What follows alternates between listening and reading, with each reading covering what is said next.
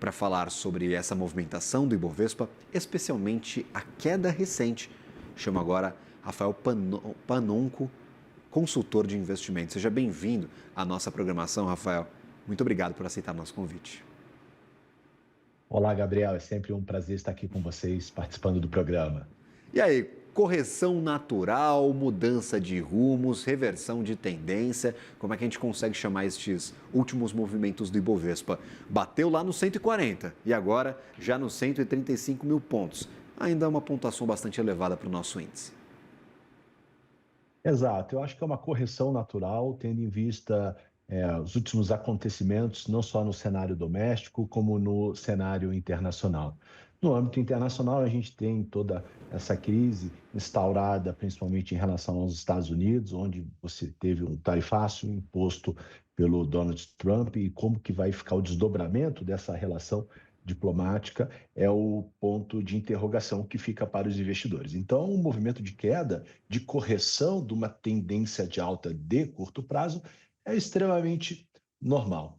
E agora a gente tem um outro capítulo no nosso cenário doméstico, que é essa crise instaurada entre os poderes, que até então era uma relação de impasse na questão do IOF entre o legislativo e o executivo, e agora, com a entrada do judiciário nessa situação, você tem uma escalada dessa crise que também requer atenção, principalmente, né, diante de uma insegurança, de uma imprevisibilidade do que está por vir pela frente. E aí um ponto que eu acho que merece atenção, apesar de nós estarmos num topo histórico, olhando para o Ibovespa, se a gente pegar o filme, né, não olhar só para a foto, a gente tem o investimento em bolsa de valores talvez deixado de lado ou de uma forma mais genérica, sendo uma pequena alocação na carteira dos investidores, tendo em vista que a gente tem uma taxa de juros no Brasil elevada e o custo de oportunidade é alto, né? Agora, quando a gente olha para o cenário, tarifas de Donald Trump têm pesado bastante, pelo menos desde a última semana nós tivemos uma queda consecutiva para o índice e o dólar seguiu na direção contrária, com alta de cerca de 2,3%, 2,5%. O mercado já está colocando na conta o pior cenário possível de chegarmos ao dia 1º de agosto e as tarifas de 50% efetivamente serem aplicadas, ou isso ainda não está nas contas e caso não consigamos um acordo, pode até piorar a situação dessa nossa Bolsa de Valores. É a pergunta de US$ 1 milhão, ou seja, divide opiniões. Por quê?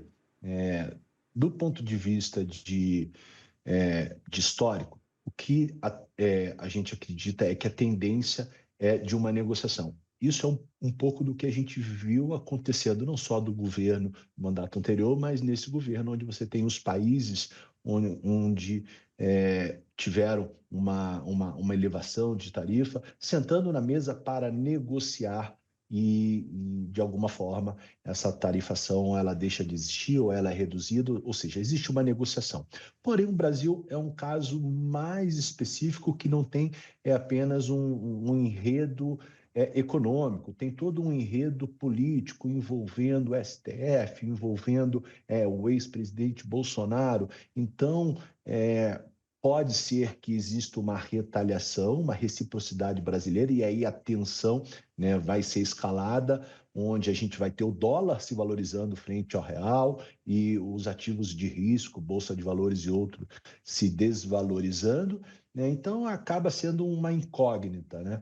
Eu acredito que o Brasil deve sim optar pela diplomacia, sentar, negociar, achar o meio termo, porque não é bom para a economia, não é bom para o brasileiro e, de fato, seria muito ruim, né, para o nosso momento, você ter uma valorização do dólar, você tem uma taxa de juros já elevada, você vai ter uma inflação que vai incomodar e é um cenário que talvez seja o pior desenho. O melhor desenho é uma negociação, é um amenizar, um acalmar dos ânimos para que a gente consiga ter um cenário mais claro para os investidores. Nessa queda de 5 mil pontos, dá para dizer assim, neste recuo saudável, essa correção que você menciona, dá para a gente ter uma cara de o que está caindo, está todo mundo em queda, são ativos que já subiram demais neste ano e agora estão perdendo um pouco de fôlego ou fazendo essa correção natural, são ativos que já estão pesados e continuam mais pesados ainda conforme o cenário piora. Qual que é o raio-x destes movimentos recentes do Ibovespa, por favor? Olhando para o índice Bovespa, né, quem nos assiste precisa entender que ele tem uma concentração grande em empresas de commodities, e aí estamos falando da Petrobras, da Vale, e uma concentração grande no setor bancário. Então, essa alta, se a gente for olhar o ano de 2025, o Ibovespa deve estar ali entre 12% e 13% de valorização. Ele foi muito motivado pelo setor bancário. Você pega Itaú e outras empresas, bancos que compõem, que têm um grande peso no Ibovespa, você vê que eles se valorizaram bastante nesse ano, né? Isso quer dizer que esses ativos estão caros ou baratos? Não, a gente está olhando apenas uma foto. Se a gente for fazer uma análise mais macro e talvez de forma genérica aqui, você tem um Ibovespa, de certa forma, num patamar atrativo em termos de valuation.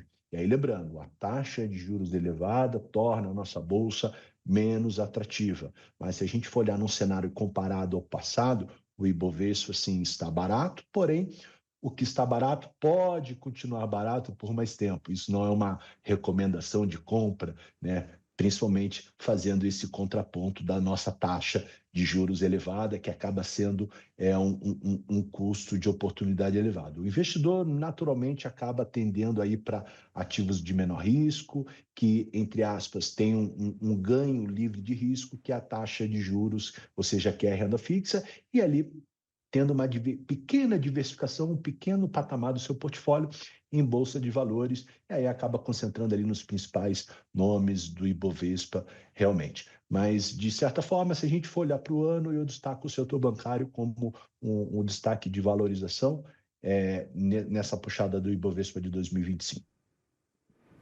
E agora, quando a gente olha, por exemplo, para oportunidades, a gente sempre fala que a bolsa está barata, que há muitos ativos descontadíssimos aqui no país. Quando a gente olha, por exemplo, para o índice em dólar, já temos uma alta de 22% para o Ibovespa neste ano, até mais do que o índice à vista por aqui, por conta da valorização do real. Nossa moeda vale mais. Você vê, talvez, alguns candidatos, algumas oportunidades neste mercado, sem recomendação de investimento, mas algum setor que possa ter um bom desempenho a partir de agora, agora que nós estamos próximos das máximas históricas?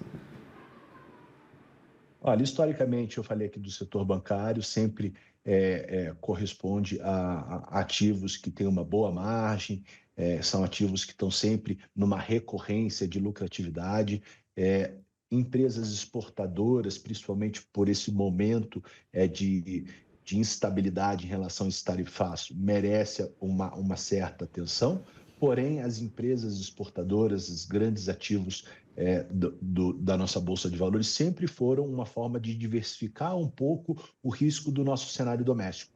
Até então, antes desse tarifaço do governo americano, você tinha o maior ponto de interrogação nessa relação política interna, governo, legislativo, né, a preocupação com as contas públicas, o endividamento do Estado, e aí você tinha como uma boa opção investir nessas empresas. E aí eu estou falando as exportadoras, as empresas de commodities, né, como uma forma de diversificar e como uma forma de se proteger, tendo em vista que a valorização do dólar seria bom para essas empresas, né? Olhando para um cenário doméstico, a gente ainda enxerga o varejo com certas dificuldades, tendo em vista uma taxa de juros elevada, porém a gente tem alguns ativos, literalmente, empresas com uma estrutura de endividamento muito tranquila, você tem empresas com boas margens de lucratividade que chamam a atenção no momento onde podemos falar que tem muita coisa barata na Bolsa. Então, tem que saber escolher, não dá para sair pegando tudo da prateleira, né? Tem que saber fazer uma alocação um pouco consciente, né, na parte de bolsa, escolhendo boas empresas, empresas que têm uma previsibilidade de lucratividade, com endividamento controlado e tem uma boa gestão operacional. Perfeito. Eu já vi algumas vezes o Ibovespa se aproximar das suas máximas históricas, a gente meio que bater no teto e voltar, bater no teto e voltar. A gente está jogando esse teto um pouquinho mais para cima cada vez que fazemos isso, mas temos sempre riscos para ativos de renda variável. Temos um cenário também que parece o pior de todos. É tarifa de 50%, é crise fiscal, o que pode ser um gatilho de desvalorização e um risco para o investidor brasileiro que se expõe, por exemplo, à renda variável, que parece ser meio escanteada, parece que está fora da lista de prioridades de quem vai investir. Olha, eu falo que as crises elas vão sempre existir, né?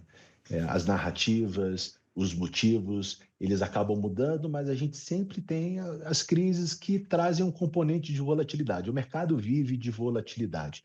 Eu acho que o grande segredo para o investidor montar um portfólio adequado e até mesmo dormir tranquilamente acaba sendo a diversificação, né? Aquela coisa de não colocar todos os ovos na mesma cesta. Eu tenho uma parte da minha carteira que está exposto à Bolsa de Valores, e aí o investidor talvez não queira fazer essa seleção das melhores empresas, não tem conhecimento, ou talvez não queira se envolver, ele acaba indo para um veículo que são as ETFs ou até mesmo fundos de ações. E aí ele tem uma parte do portfólio que está mais dolarizada. Hoje o investidor brasileiro consegue ter acessos a investimentos dolarizados de forma muito simples, muito rápida, no app do próprio banco. Você tem a renda fixa, que é o carro-chefe, que é o componente, você tem lá os fundos imobiliários. Então, o grande segredo para o investidor é ter um portfólio diversificado, contrabalanceado. Se uma classe de ativo tem um desempenho melhor, a outra talvez não vai ter tanto, porque está mais atrelada